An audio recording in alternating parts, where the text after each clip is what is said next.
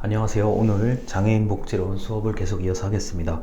자, 뭐 별로 한 것도 없는데 이미 한 학기가 끝나가는 그런 느낌이 서서히 들기 시작합니다. 오늘 내용은 지역사회 중심 재활 177쪽에 있는 내용을 배울 텐데요. 여러분께서 지역사회 복지론을 들었는지 아니면 안 들었는지는 잘 모르겠어요. 그런데 지역사회 복지론이란 과목 안에 오늘 배울 얘기는 그 안에서 장애인에 관련된 이야기라고 생각하시면 가장 정확합니다. 자, 지역사회 중심 재활이라는 것을 하기 전에, 자, 재활은, 자, 이것보다 더 위의 것은 이제 장애인 개념이고요.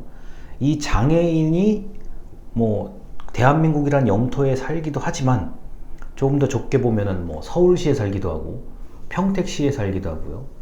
자, 좀 더 좁게 보면은 어떤 구나 동 단위에서 장애인이 생활을 하잖아요. 자, 그래서 이 지역사회 중심 재활이라는 것은 결국 지역사회 복지론을 얘기하는 거고, 오늘 배울 거는 그 중에서 장애인에 관련된 이야기입니다. 자, 강의 자료가 좀 양이 좀 많아 보이는데 그렇기 때문에 제가 책을 읽으면서 수업을 하도록 하겠습니다.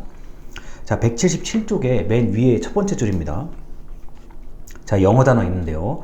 자, 지역사회 중심 재활은 장애인 재활과 사회 통합을 달성하기 위해서, 자, 장애인과 그 가족 그리고 지역사회의 각종 자원을 활용하고, 자, 지역사회를 중심으로 협력 체계를 구축한다. 그래서 장애인에게 통합된 서비스를 한다라고 되어 있습니다.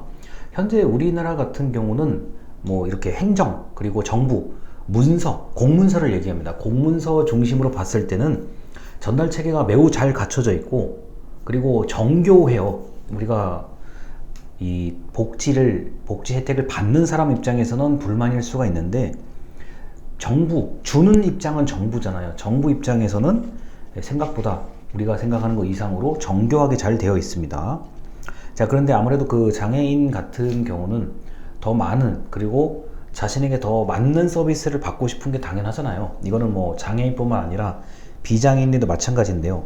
이제 문제는 그게 이제 각각의 것을 다 맞춰주기가 어렵기 때문에, 이제 아무래도 어떤 사람들은 좀 더 나보다 더 많은 혜택을 받는 것 같고 나는 덜 받는 것 같고 그런 생각이 들 수 있잖아요. 그리고 이 뭐 우리가 이제는 속일래야 속일 수가 없는 게 서울과 수도권과 지방으로 되어 있는데, 아무래도 지방에 사는 경우가 수도권이나 서울의 그 서비스나 어떤 혜택들을 더 부러워할 수밖에 없잖아요. 자, 이거는 뭐 비장애인과 장애인 모두 같은 거라고 보시면 되겠습니다. 자, 177쪽에 그 위에서 한 9번째, 10번째 줄에 10%, 20% 나오는 그 부분이 있습니다.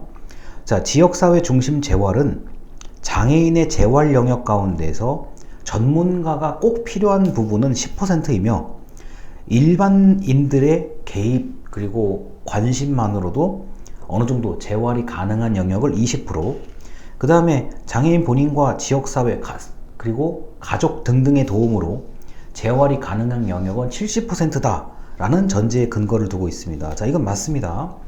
자, 전문가의 그 어떤 돌봄이라든가 진료, 치료가 매우 중요하기는 한데, 어차피 그 장애인이 전문가만을 만나서 사는 거는 아니잖아요. 자, 그렇기 때문에 가족, 그 다음에 주변에 지인과 친구, 조금 더 넓게 보면 지역사회의 사람들과 어느 정도 교류를 할 수밖에 없죠. 자, 그래서 지역중심 재활 사업은, 자, 전문가가 모두 일일이 담당할 수 없기 때문에 지역사회의 모든 자원을 잘 활용해서 장애인의 재활에 좀 이렇게 맞춰야 되겠다. 그런 개념으로 이해하시면 되겠습니다. 개념 자체는 오늘도 굉장히 쉬워요. 어려운 거 하나도 없습니다. 자, 179쪽이요. 맨 위에 줄입니다. 자, 기존의 시설 중심 재활, 그 179쪽에 맨 위에 영어 단어 되어 있는 거예요. 시설 중심 재활은 여러 가지의 한계가 있다라고 되어 있죠. 자, 첫 번째, 아무리 많은 시설을 지어도 전체 장애인의 극소수만을 수용할 수밖에 없다. 맞습니다. 그리고 시설을 짓고 운영하는데 적지 않은 돈이 들어가기 때문에 더더욱 그렇죠. 자, 둘째, 시설 중심의 서비스는 효율적이지 못하다. 자, 시설 보호는 지역사회 기반으로 하는 그런 보호보다는 훨씬 많은 비용이 들어갑니다. 그리고 아무래도 전문가와 관리직 인원이 더 필요하기 때문에 이걸 반드시 효율적이라고 말할 수는 없죠. 자, 셋째. 자, 재활의 원래 목표는 지역사회에서 많은 사람들과 어울려 사는 것인데, 시설에 장기적으로 수용한다 그러면 이것은 오히려 장애인의 격리, 이건 이제 요새 인권 문제하고 직결됩니다. 그렇기 때문에 요새는 그 통합이죠. 지역사회 통합 개념에서 장애인이 있다고 보시면 되겠습니다. 자, 이미 이건 179쪽의 중간 문단입니다. 자, 이러한 한계점을 극복하기 위해서 1950년, 벌써 지금으로부터 약 70년 전부터 시설 중심의 재활보다는 시설을 벗어나자, 탈시설화. 자, 이 단어가 좀 익숙하지 않을 수 있습니다. 시설을 벗어난다, 탈시설화의 어떤 이념이 나타나기 시작하면서 국제적으로 탈시설화 해야 한다는 논의가 있었죠. 자, 그래서 뭐 세계보건기구를 비롯해서 여러 가지 이야기들을 하는데, 자, 결국에는 180쪽에 나오는 얘기로 이제 진행이 되고 있습니다. 자, 맨 위에 줄이요. 자, 지역사회가 지역사회 중심의 재활의 어떤 주체가 되고, 그 바탕 아래서 여러 가지 국가 차원, 중앙정부 차원의 서비스가 연결되어야 한다. 현재 우리나라는 연결되어 있는 나라입니다. 자, 그래서 시설 중심 재활과 지역사회 중심 재활을 비교한 표가 180쪽에 나오죠. 그런데 여기서 다 볼 건 없고요. 지역사회 중심 재활 부분에 이런 게 있습니다. 자, 비공식적이며 자연 발생적인 훈련이라고 되어 있어요. 자, 다시요. 강의 자료에도 표가 있거든요. 똑같은 겁니다. 자, 180쪽에 표에 지역사회 중심 재활 그 부분에 비공식적이며 자연 발생적인 훈련이라고 되어 있는데, 자, 이거는 비공식적이라는 뜻은 언제 어디서나 뭐 이웃이라든가 뭐 우리가 동네에서 오다 가다가 만나는 사람들에게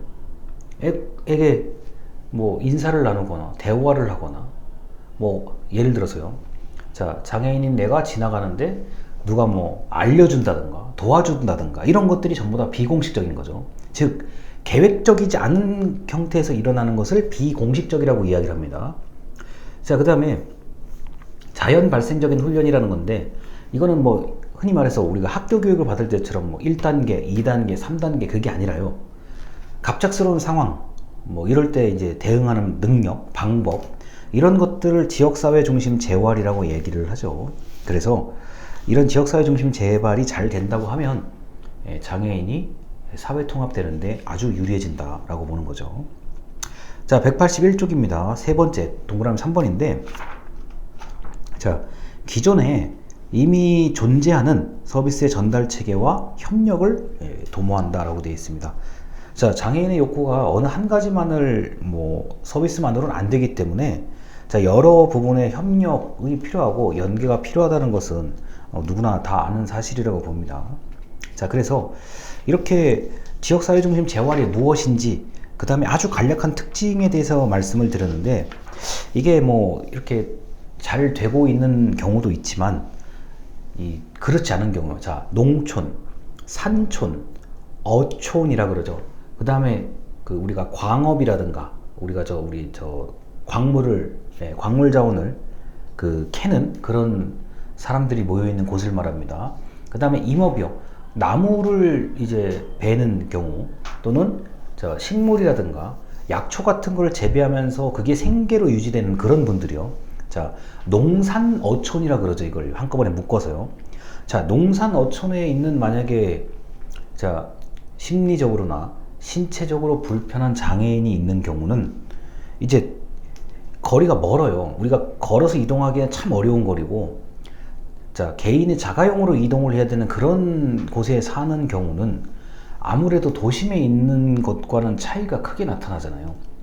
자, 그 다음 대도시에 있는 사람과 중소도시에 있는 사람과의 차이도 있을 것이고, 자, 농산 어촌에 있는 사람들과 도시 지역에서 특징이 있을 것이고, 이게 전부 다 다르기 때문에 이 지역사회의 특징을 고려해서 서비스를 하는 게, 또는 장애인을 대하는 게, 그리고 재활하는 게 당연히 중요하죠.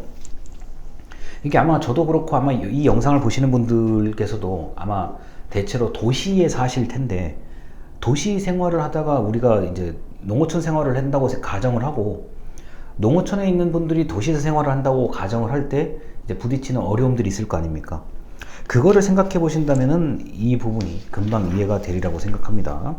자, 일단 첫 번째 영상 여기까지고 두 번째 영상도 이어서 계속 하도록 하겠습니다. 감사합니다.